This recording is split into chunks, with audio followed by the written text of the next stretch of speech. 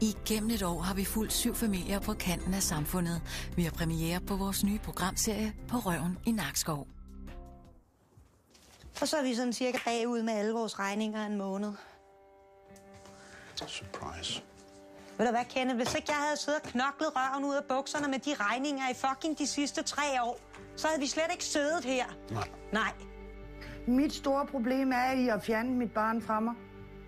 Jeg har sørget for, at hun havde barnevogn. Jeg har sørget for, at hun har alle de ting. Så ved du hvad, det her, det er så svin at kalde mig ressourcesvag.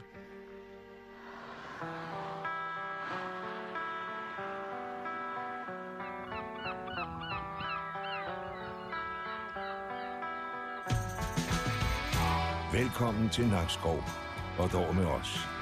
Familierne på kanten af samfundet. Jeg har skulle kæmpe for din sag, for vores familie. Vi er sygere end jer. Vi har dårligere tænder og sjældent fast arbejde. Vi lever med truslen om, at vores børn bliver fjernet, og at vi dør alt for tidligt.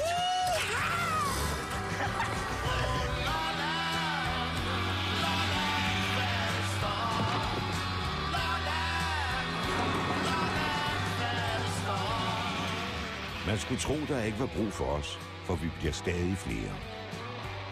Almindelige familier, der falder og bliver underklasse. Det er skruen uden anden. Vi er på røven, men vi er mere end det.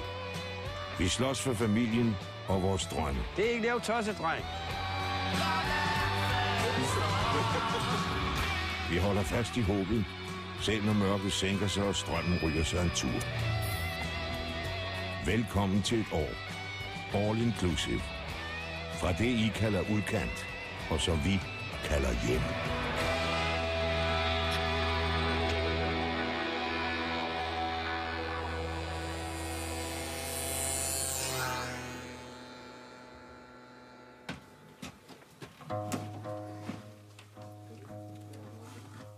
Her i Nakskov kæmper vi med at få arbejdsløsheden ned.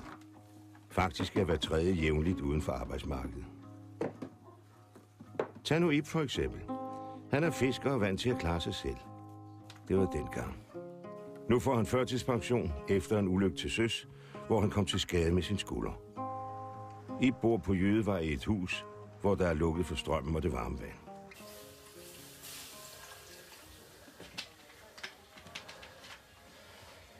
Så kan du snart holde varmen, fugle. Det er meget vigtigt at brænde hus, det er. Det er godt med arbejde på Nordsøen, som man kender til brændstof. Hvor farligt de er, Marley. Kommer Nero snart hjem fra skole, du. Ja. Kan du fløjte lidt af ham, når han kommer ud foran? Nikolaj har en Suzuki FZ50. Han går i 9. klasse. Hans mor og Ib blev skilt, da han var lille. Han er svært ved at enes med sin mor, så nu bor han sammen med sin far i den røde murstensvilla, som kommunen har erklæret uegnet som menneskebolig, og forlangt, at de skal flytte ud af. Så kan du sgu gå ind. Så skal jeg støtte den op og noget. Ja, det gør du da bare. Var det en god dag i skole? Ja. Møder du op i engelsk? Eller hvad?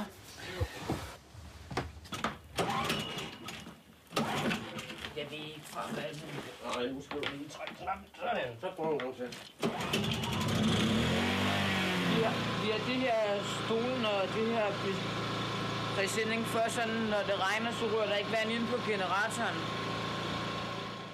Vi vasker op med, så varmer vi eller vandet op, så det bliver varmt. Og det samme, hvis vi skal lave mad, så bliver det også på den. Så tager vi en stegepande eller en gryde op på. Prøv at se vandet. Det er kondensvand. Der er fugt her. Det regner over ned. Du kan se malerierne. Måske bedre se det med. Jeg blev uvenner med min mor. Så siger hun, så må du prøve at flytte hernede. Jeg har det også bedre hernede. Hvordan det? Det ved jeg ikke, jeg føler mig med hjemme her. End jeg gør hos min mor. Kan du mærke, om det giver ånden, det her? Ikke min mor. Nu har jeg så lavet kaffe, det bliver jeg nødt til. Jeg ved godt, jeg ikke... Du må ikke drikke kaffe. Nej, det vil jeg godt, lægen sagde. Så har jeg drukket delt en øl med piger, en halv øl. Du har stadig 2 øl, du. Jamen, jeg har sgu ikke drukket nogen øl, det ved du selv. Det er ikke ølene. Det er nok kaffen og så det der. der tager ilden fra mig. Nikolaj har endnu ikke taget skade af det dårlige indeklima. Men spritten og de mugne vægge har sat sig på Ibs lunger.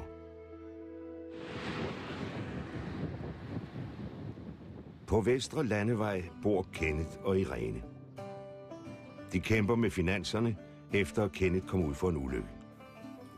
Vi er soulmates. Sådan er det bare. Vi kunne godt fuldføre hinandens sætninger, men det gør vi ikke. Ja, vi passer godt sammen. Ja, for det meste. Det gør vi da. Ja, for det meste. Kenneth og Irene gør, hvad de kan. Ikke mindst for børnenes skyld. Sammen har de Jannik og Julie.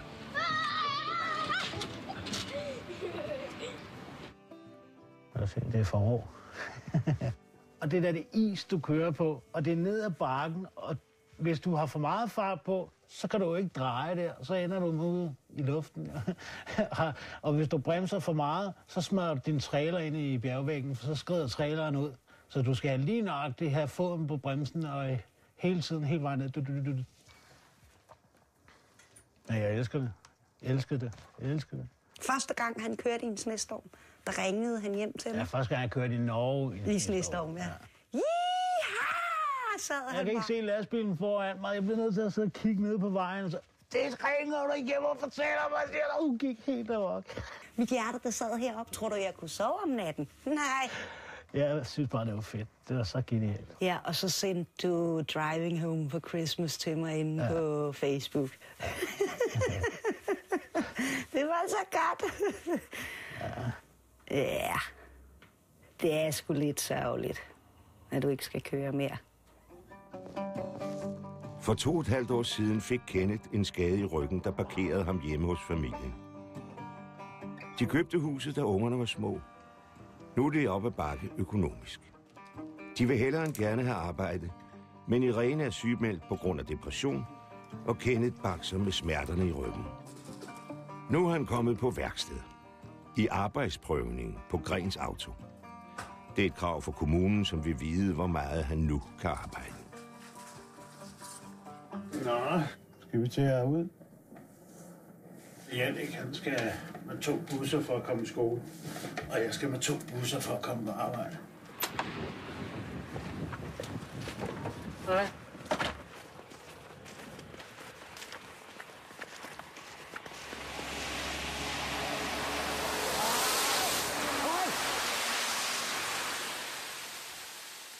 Mens Kenneth følger kommunens plan, står 14-årige Angelica et helt nyt sted i sit liv. Hun fødte for 10 dage siden, og er egentlig kun hjemme for at pakke sine ting.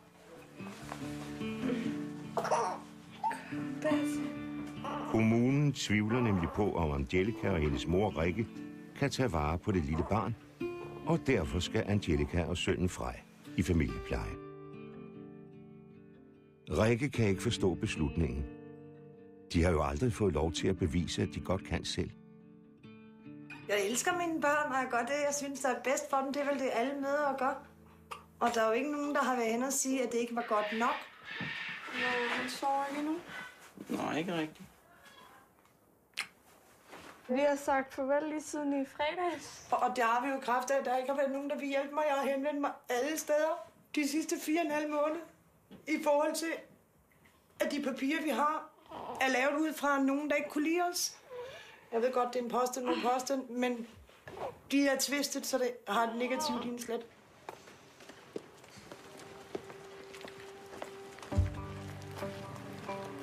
Jeg er rigtig ked af det.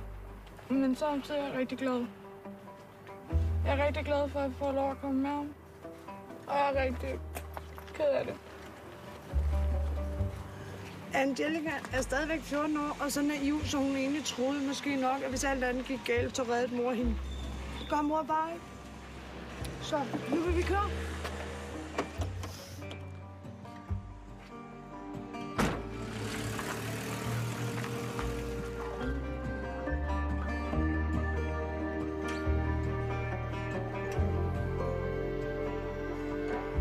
Kommunen vil nu observere Angelica og måske tvangsfjerne Frej på sigt. Rikke er ressourcesvag, siger de. Jeg Arbejder på et sted, der hedder Kofoedsminde. Hvor lang tid har du været her? Lidt over 7 år. Men jeg kan rigtig godt lide mit arbejde. Rikke synes, at det taler for sig selv, at hun arbejder med kriminelle udviklingshæmmede. Og at hun passer godt på sine børn. Både dem, der bor hjemme, og den ældste, der går på universitetet. Så selvom Rikke har bøjet nakken i første omgang, har hun ikke tænkt sig at give op uden kamp. Mit store problem er, I at fjerne mit barn fra mig. Det er ikke så meget Angelicas moderrolle, for den synes jeg fandme, I kunne have støttet op her i vores hjem. Ja, der tænker I, det kan ikke lade sig gøre. Men som du selv siger, har jeg en forældrerolle til Angelica, og jeg passer på min 14-årige så godt, som jeg overhovedet kan. Jeg mener ikke, det er godt for hendes psyke. Jeg mener ikke, det er godt for hende at være der. Og så kan vi måske snakke om, at hvor meget tryghed kan hun give videre, hvis hun er usikker og bange og ked af det. Så jeg kan ikke forstå det. Og slet ikke, når man så vælger at sige, at det er på grund af, at jeg ikke har ressourcer. At jeg ikke har ressourcerne til det. Hvad tænker I på? Jeg har sørget for, at hun havde barnevogn. Jeg har sørget for, at hun har alle de ting. Og det er derfor, jeg vil have en forklaring på, hvorfor Angelica ikke bare kan tage hjem og bo. Det vil jeg gerne vide. Så ved du hvad? Det her, det er så svin at kalde mig ressourcesvag. Det er så dårligt. I kan kalde jeres bistandsklienter, der ikke har været i arbejde, og ikke engang gider at sende en ansøgning. Dem kan I kalde ressourcesvag. Men stil sig op og kald mig ressourcesvag. Så vil jeg godt vide, hvor jeg er det henne. Det var da dejligt. Er det det? Jeg siger tak for snakken. Hej.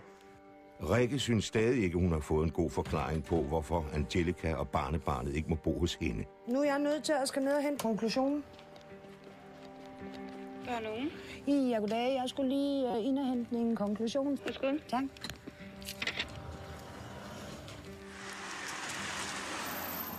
I ligger også i krig med kommunen, som har kondemneret det hus, han og Nikolaj bor i, og sagt, at de må flytte ud.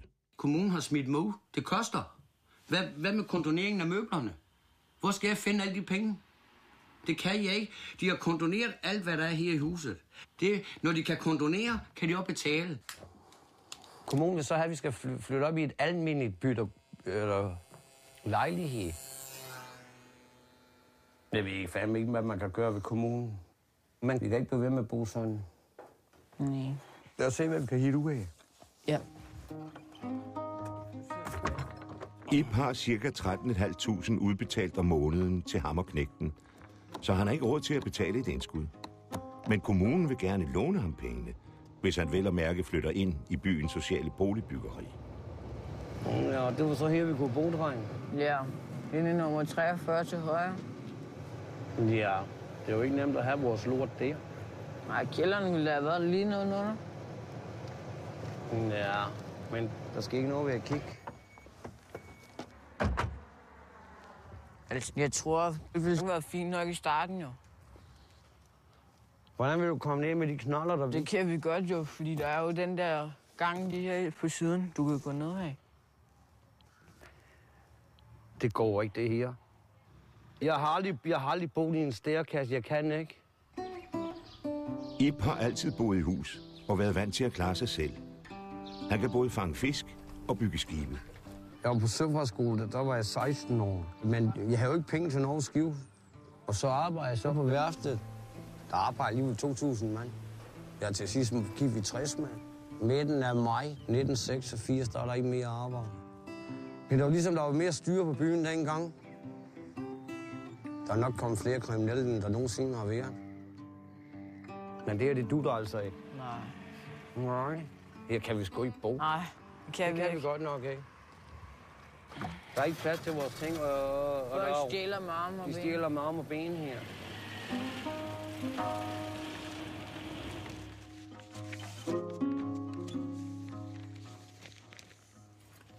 Du kan se, selv datoen er fusket. Så allerede det første er jo forkert. Så altså, jeg gider ikke engang at læse det. Hvis jeg skal holde til noget af det her, så skal jeg nok ikke se alle de her ting. Jeg har ikke behov for. Men selvfølgelig læser jeg den. Men lige nu læser jeg den ikke.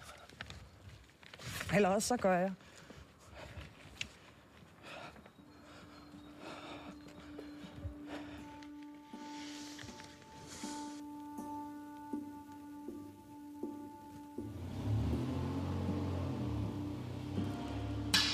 Kenneth arbejder 4 timer om dagen i arbejdsprøvningen på Grens Auto.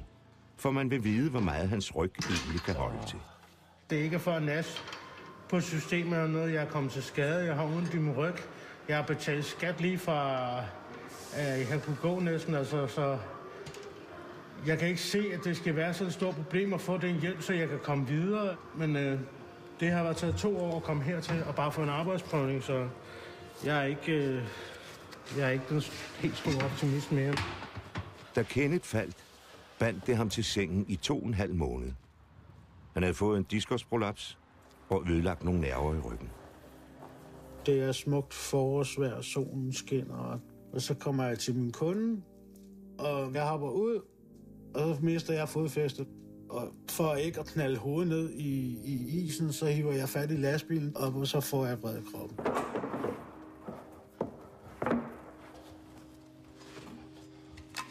Der gik jeg fra den ene dag at være ren superman og kunne hælde lortet til, at jeg lige pludselig kunne ikke engang tømme mig selv gøre med.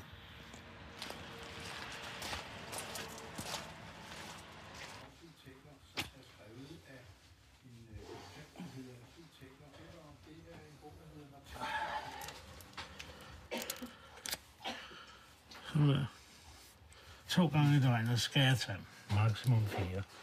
Og det er ikke altid 4 nok, og så går jeg i seng. Det værste, det er jo sådan, hvis han løber tør for piller lige på et tidspunkt, hvor vi også er løbet tør for finanser. Hvis han så skal gå måske bare en enkelt dag og vente på at få sine piller, ikke? Så det er ikke så hyggeligt. Det er ikke så hyggeligt.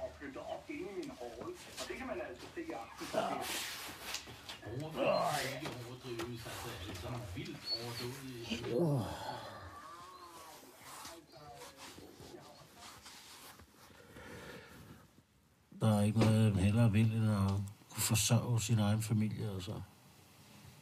Og det kommer jeg også til igen. Det er jeg helt overbevist om. Jeg kan slet ikke magte. Jeg synes, det er så travlt, så dårligt altså.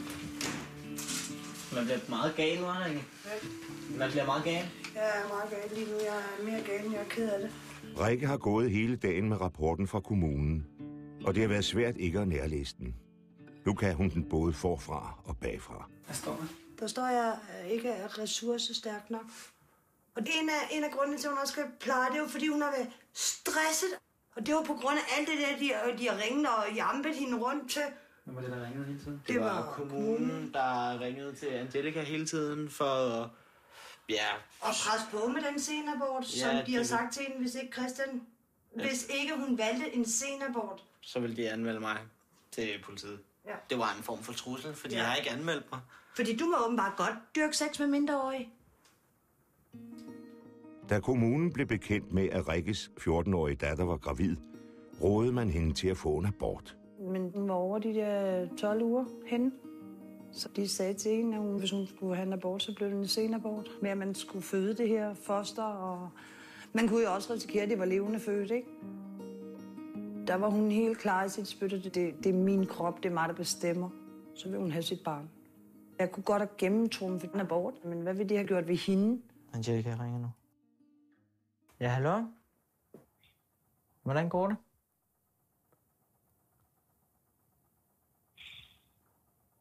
Ikke så godt, eller hvad? Hej.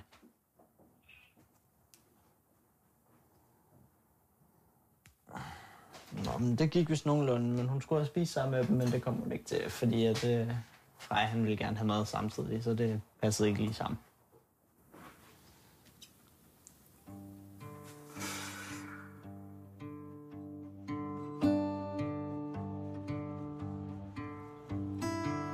Et godt hus er, hvad Ib drømmer om.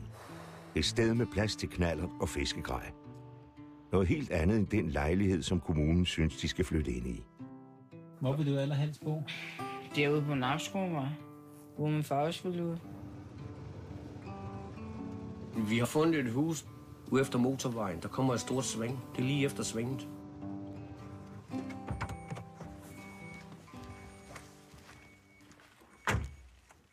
Skal vi kigge på det en gang, far? Ja, lad os prøve at kigge. Ja, det ser jo nåledes ud, ikke? Jo. Det gør det sgu. Det er en lille stue, jo. Ja. Kun ud til køkkenet, mand. Den store stue. Ja. Køkkenet er så fedt, det ene. Det er ligesom et tv-køkken, når du kommer ind ved tv-kokkene. Komfur, alting er midt på gulvet. Hårvig var over siden hele vejen rundt. Du laver mad midt på gulvet, og en stor emhed. Terrassen er lavet, kan jeg sige. Ja, et meget god stue, Brandov. Det er med boblebær hele lortet her. Ja. Ligesom på hotel.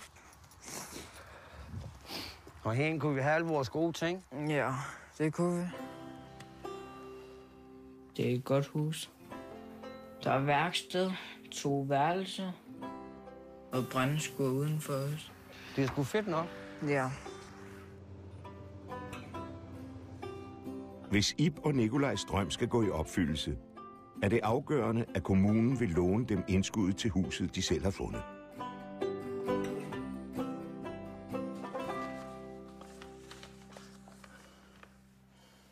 Rikke er stadig i gang med at prøve at forstå kommunens konklusion, at Angelica ikke kan bo hos hende med sin nyfødte. Og både hun og datteren Jessica har svært ved at genkende det billede, der bliver tegnet af deres familie. Hvad var det, de kaldte dig? Ressourcesvag. Ja. Vores mor er ressourcesvag. Hvilket jeg jo så også synes er helt hen i vejret. Men det er min mors skyld, at jeg har en 9. klasse afgangseksamen. Det er min mors skyld, at jeg har taget min 10. klasse. Det er min mors skyld, at jeg har startet på HF. Det er min mors skyld, du kan læse. Ja, det er min mors skyld, jeg kan læse og stave, fordi jeg er så ordblind. Du kan se, så lige står der her. Angelica er ikke ryger, og hun trives. Så hvis du går herned. Angelica er stresset over situationen med graviditeten. Jamen, det er under det samme spørgsmål. Kan man både trives og være stresset? Jeg synes, den er ond. Jamen, det er den. Dem er der mange af. Man kan være sin egen værste fjende. Det ved Rikke. Hun ved også, at hun ikke altid er den bedste til at tale sin egen sag, så hun har aftalt at mødes med en af byens advokater, i håb om, at han vil hjælpe hende. Jeg hedder Rikke. Jeg hørte, du godt vil kigge lidt på noget af det, jeg havde. Der står i statusrapporten, står der faktisk, at Angelica ikke er glad for baby i mave. Det skulle være noget, hun har sagt til en veninde, hvor veninden så har sagt det til moren, så moren så har sagt det til kommunen. Det er fjerdehåndsviden af slader fra Nakskov. Og så har hun været på besøg den 19. december og sidder hjemme i vores stue, og der lugter kraftigt af sved, har hun så skrevet. Men hold da op. Så burde hun da have sagt, om hvem af os det var, der lugtede. Er hun sikker på, at det var Angelica, eller var det bisidderen, eller var det mig, der lugtede af sved? Ja. Hvem lugtede af sved? Hvorfor? Gør det, at man ikke kan være en god mor? Det er det. Jeg kan ikke se, hvorfor det skulle være et problem. Det er noget juks, der er lavet. Altså, kigger man på papirerne, så får Angelica jo ros på ros i papirerne fra Nykøbing Falster Centralsygehus. Det kan vi jo se. Der står jo klart, at han siger til, når han er sulten, og Angelica er god til at aflæse hans behov. Angelica ammer sin søn. Angelicas mor har været medindlagt de første par dage, ellers har Angelica været indlagt alene og klaret opgaven fint. Angelica viser, at hun gerne vil være en god mor. Hun er god til at tage imod vejledning, og hun viser, at hun er meget glad for sin søn. Dog er hun kun 14 år. Det er jo meningen, hun skal hjem og bo hos mig. Og det er mig, der står for indkøb, og det er mig, der står for at betale regninger, ligesom jeg altid har gjort. Hun skal bare koncentrere sig om at være en god mor. Ja. Rikke, jeg synes, du skal tage fat i kommunen og sige, at jeg kommer med på mødet i næste uge. Det vil jeg blive rigtig, rigtig, rigtig glad for. Ja, og lige snart du kender tidspunktet, så ringer du op til mig. Der er plads i min kalender, både tirsdag og onsdag. Det er godt. Så siger jeg tak for snakken, og tak fordi du sådan fandt på at vi ser mig. Gerne.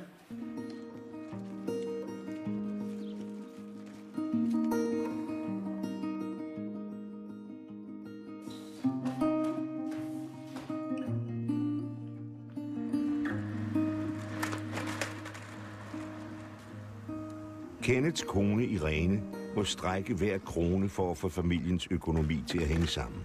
Det er græskommer. Ja, men jeg har ikke penge til det, Julie.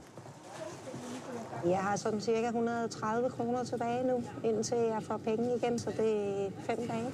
Så vil jeg gerne have. Den koster 30 kroner. Ja, men jeg har ikke pengene til det i dag. Men jeg har pengene til det. Ja, men du skal ikke bruge dine lommepenge på... Nej, pandebånd til din søster, vel? Der er sådan en der banan-yoghurt, som er sat ned til 3 kroner. Den har udløbsdato i dag. Skal vi have yoghurt? Så skal vi ikke, nej. Det er dybt frustrerende og mega anstrengende, når man har børn, som gerne vil en masse ting. Det er meget svært at skal blive ved med at sige nej. Det er der ikke penge til. Kenneth har sidste dag på Grens Auto. Han er mødt op og har arbejdet hver dag med kroppen fuld af morfin. Tak. Okay. Er nogen, der skal have fisken, Tørre? Hvad skal du så lave? Slap af.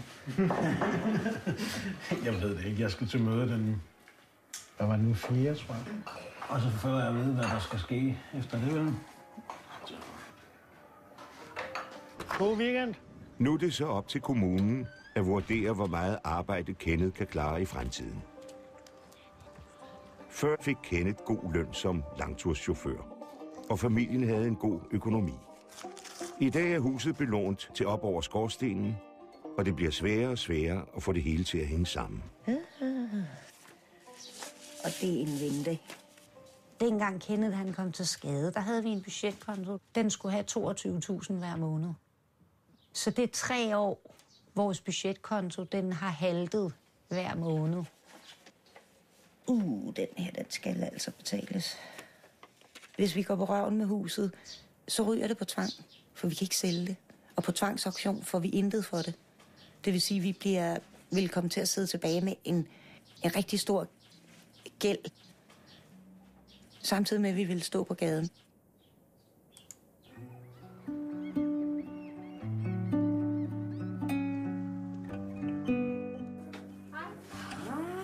Hej, min Patricia. Hej.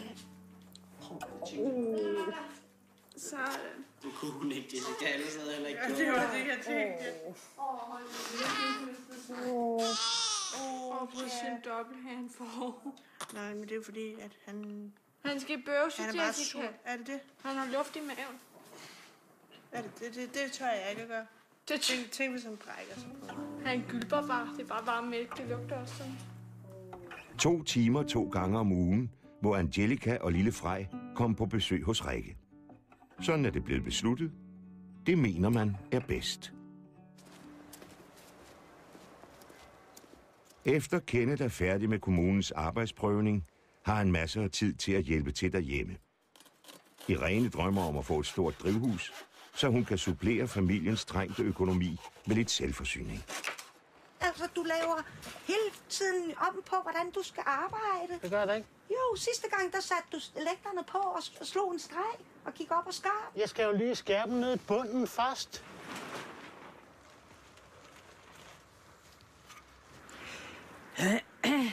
Hvad tænker du, Bus? Jeg har ondt af helvede. Helt færdig. Han har ondt. Så det er jo også derfor, at jeg skal helst ikke sige ham imod eller komme med forslag. Han skal bare have lov til at gøre tingene på hans måde. Kenneth, du vil ikke til at sætte den fast ned sådan der, vel? Du kan jo bare gøre det selv, så. Altså. Nej, Kenneth, det ved du jo godt, at jeg ikke kan, og det er jo derfor, at det irriterer mig, ikke? Nej. Det kan du ikke, du. Hvad kan jeg ikke? Hvad? Så blev temperaturen for høj i drivhuset, og ryggen har det heller ikke for godt. På Jødevej er Ib kommet hjem fra en tur på sygehuset. Jeg tør ikke sove her, når han siger det, doktoren. Nej, jeg vil fandme ikke risikere, at vi ligger her af tør om morgenen. Det ved jeg sgu ikke. Og jeg brugte sprit, lampeolie og Sipo. Det var noget lort begge dele, eller alle 3 dele. Kommunen har sagt blankt nej til at låne Ib penge til huset med tv-køkkenet. Men Ib er en handlingsmand, så han har arrangeret, at han og Nikolaj kan bo midlertidigt hos en ven i nabolaget. De vil ikke betale 12.500 for et hus, men de vil godt betale 25.000 over i Birkvinget. Og jeg ved ikke, hvordan kommunen kan sætte og forestille sig, at man bare kan flytte ind i en stærekasse. Kunne vi om kommunen kunne samle en flytkasse? fordi vi flytter ud, eller rykker ud af huset nu, og ud af en kammerat, det er på grund af, at jeg har været syg 3 uger. Ja. Hvorfor piver den? Det er fordi, den er i strømmangel. Der kan du se, du slukker strømmen, nu lyser den rødt dernede. Der er jo noget pis, vi ikke har fået købt benzin til generatoren, for det har gjort det lidt nemmere. Vi kan nok finde 50'er til benzin, jo. Men hvad fanden, så kommer der en ny dag i morgen, hvor vi kommer ret på køl, så vi kan lave god aftensmad. Det har far jo ikke prøvet i lang tid at lave mad selv. Jo, sødt. Du kan vel godt lave hjerter i det. Ja, jeg skal nok lave hjerter til dig. Og så måske, hvis vi kunne have lidt muskæsen i, ikke? Så bliver kartoffelmoen ekstra god. Skal jeg pakke resten sammen nu? Ja. Yeah. Så er der en, der skal åbne den dør. Jamen, det gør far der. Det bedste, der kan ske, det er, at kommunen de bliver nødt til at overgive sig, men jeg ved ikke, hvordan jeg skal få kommunen til at overgive sig.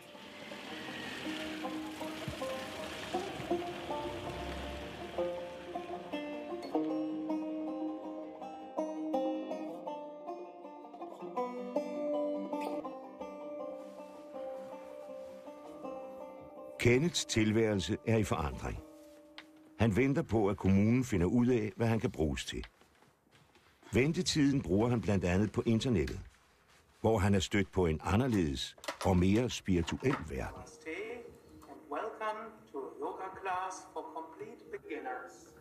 Jeg føler, at jeg misbruger mit liv. Ikke? Og det er lidt slut med.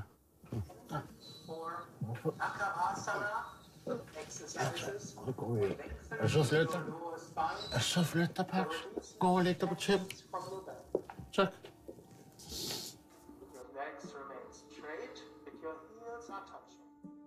Det har været så synd for mig, ikke? Og det er den følelse, jeg ligesom er ved at hive ud af mig selv. Og jeg kan kun sige, for mit vedkommende har det virket, altså, at gå ind i mig selv og prøve på at finde ud af at være den bedste af mig selv, som jeg overhovedet kan være, altså.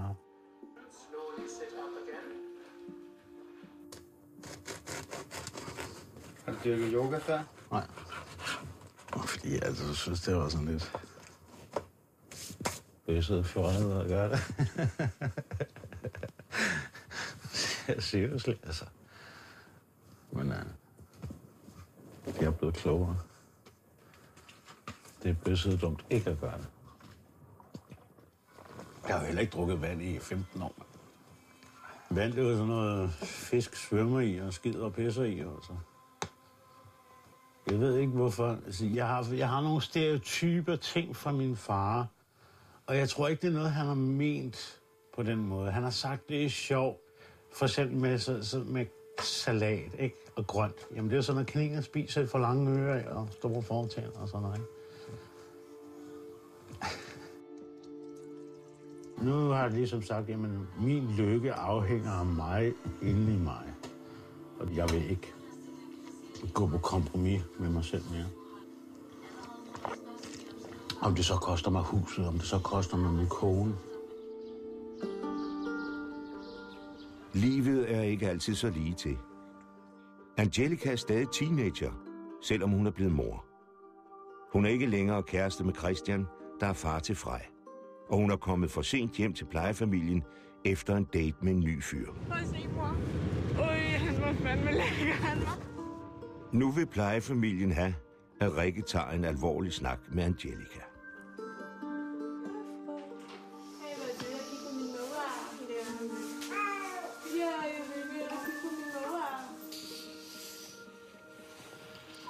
Jeg kan ikke forstå, at jeg har overdraget ansvaret til Angelica til nogle andre. Og så tager de ikke vare på hende, og så passer de hende ikke. Og så er det alligevel mig, der skal skælde hende ud. Det er alligevel mig, der skal gøre alle de ting, selvom jeg ikke er sammen med hende i dagligdagen. Jeg kan ikke forstå det. Jeg synes, det er tarveligt.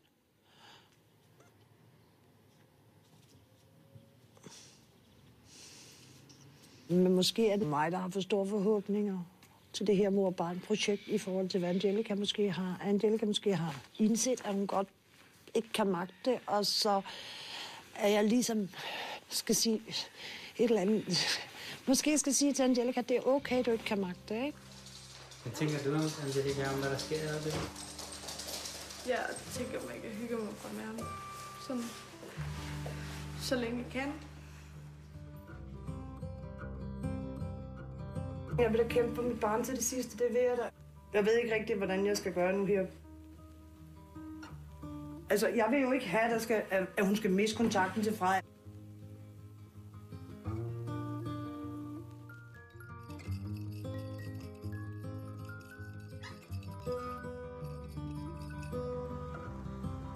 Det er nu flere måneder siden Kenneth stoppede i arbejdsprøvning, og der er stadig ikke kommet et udspil fra kommunen. Men Kenneth har brugt ventetiden på at mærke sin krop og kigge ind i sig selv. Og en skønne morgen sker der noget mærkeligt. Jeg stod op, og så havde jeg bare lyst til at gå en tur med min hund. Der havde jeg aftenen forinden ligget og bestemt mig til, hvad jeg skulle. Og nu skulle det være nok. Og så pludselig slog det mig. Jeg har ikke humpet en eneste gang på vej. 3 år. Med smerter.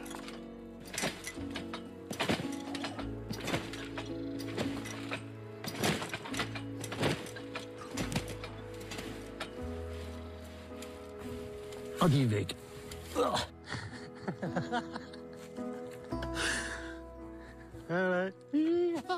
Jeg er jo mest af alt bange for, at det kun er noget, der lige er her midlertidigt, at han har det godt og ikke har ondt.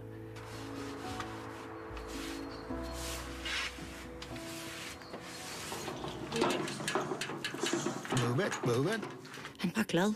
Han er næsten lalleglad. Det er jo dejligt, men det kommer nok lige til at tage lidt tid, før der falder ro på herhjemme igen, tror jeg. En stor mundfuld, i hvert fald.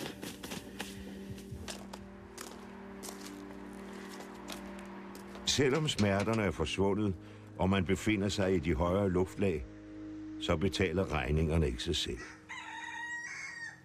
Hvor mange penge har I tilbage at leve af? Vi har 45 kroner tilbage på vores konto i banken. Det er en rykker, og den har vi i hvert fald ikke råd til at betale. Og så er vi sådan cirka bagud med alle vores regninger en måned. Surprise. Hvad? Ikke noget. Kenneth har den indstilling, jamen det er bedre bare at betale regningerne, og så må vi finde ud af, hvad det vi skal leve af hele måneden, hvor jeg er den type, det kan jeg altså ikke. Så hvis jeg er nødt til at skal være sikker på, at der er penge på kontoen, så jeg kan få mad på bordet. Det er derfor, vi står der, hvor vi gør i dag. Ved du hvad, Kenneth? Hvis ikke jeg havde siddet og knoklet røven ud af bukserne med de regninger i fucking de sidste 3 år, så havde vi slet ikke siddet her. Nej. Vi har også tilbudt Kenneth, at han kunne da bare overtage. Det gjorde han også. Han åbnede brevene, konstaterede, at det var en regning, og så gav han den til mig og spurgte, om jeg var sød og sørge for at betale den til den første. Du kan ikke se, at det er skruen uden anden. Ja, men ved du hvad, Kenneth? Jeg kan ikke leve af lud og koldt vand. Det kan godt være, at du synes... Nej, men tingene kommer af sig selv, Irene. Nå, ja. Fordi du synes, det er bedre, at vores børn, de skal gå for lud og koldt vand. Bare vi får betalt vores regninger. Ingen snakker om, at de går for lud og koldt vand.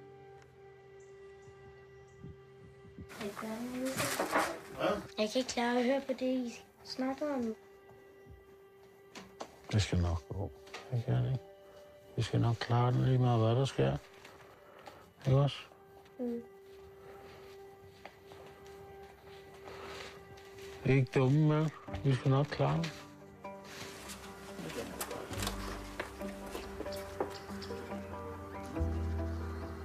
Jeg har lidt for meget fart på. Selvom jeg føler, at jeg gør alt for at holde mig tilbage. Men nu må vi se, hvad der sker. Livet går videre i Nakskov. Og trods mug og modvind bider vi tænderne sammen. Kommunen har ikke høje tanker om Rikke. Kenneth vil realisere sig selv.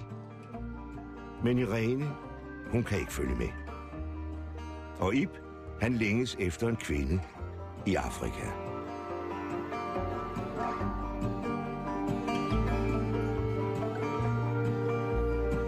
Lige nu kan du på TV2.dk læse om, hvorfor kommunen afviste den bolig med tv-køkkenet, som Ib og hans søn Nikolaj selv havde fundet.